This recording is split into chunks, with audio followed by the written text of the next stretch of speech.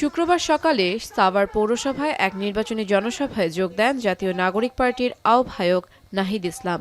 বলেন, দেশের মানুষ পরিবর্তন, সংস্কার ও ইনসাফ চায়। বাংলাদেশের মানুষ চায় পরিবর্তন, বাংলাদেশের মানুষ চায় সংস্কার, বাংলাদেশের মানুষ চায় ইনসাফ। বাংলাদেশের মানুষ ৫ই আগস্টের পরে নতুন কোন জালেমের আবির্ভাব দেখতে চায় না। কক্সবাজারে চকরিয়ায় নির্বাচনী গণসংযোগ করেন বিএনপি প্রার্থী সালাউদ্দিন আহমদ। বলেন, ধর্মের ভিত্তিতে কোনো বিভাজন নয়, বরং ঐক্যবদ্ধ বাংলাদেশ চান তারা।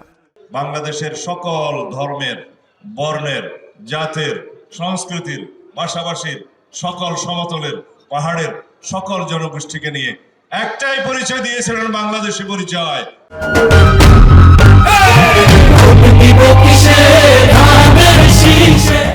বরগুনার আমতলীতে নির্বাচনী জনসভায় যোগ দিয়ে ইসলামী আন্দোলনের আমির মুফতি সৈয়দ মোহাম্মদ রেজাউল করিম হাত পাখা মার্কায় ভোট চান।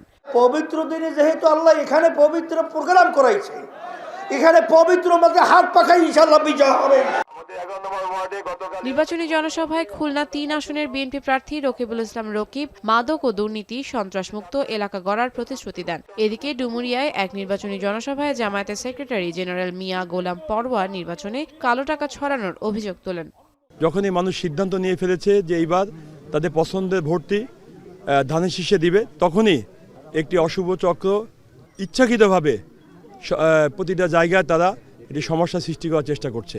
কালো টাকা দেবে অমুক মার্কার লোকেরা, টাকা নেবে না বলে সারা বছর সারা জীবন পাইনি, অভাব অনটন বিপদ আপদ মহালকদ্দমা, এখন তুমি আইছো, তোমার এখন টাকা লাগবে না। পঞ্চগড়ের শাপলাকলি ও গণভোটে হ্যাঁ ভোটের পক্ষে প্রচারণা চালান পঞ্চগড় ১ আসনে ১১ দলীয় ঐক্যের প্রার্থী সার্জিস আলম। গণভোটে ভোট দিবেন আর আমাদের শাপলাকলিতে আল্লাহ যদি সহায় থাকে আর আপনারা যদি চেষ্টা করেন, তাহলে কোনো ধরনের অপশক্তি আমাদেরকে আটকাইতে পারবে না ইনশাআল্লাহ।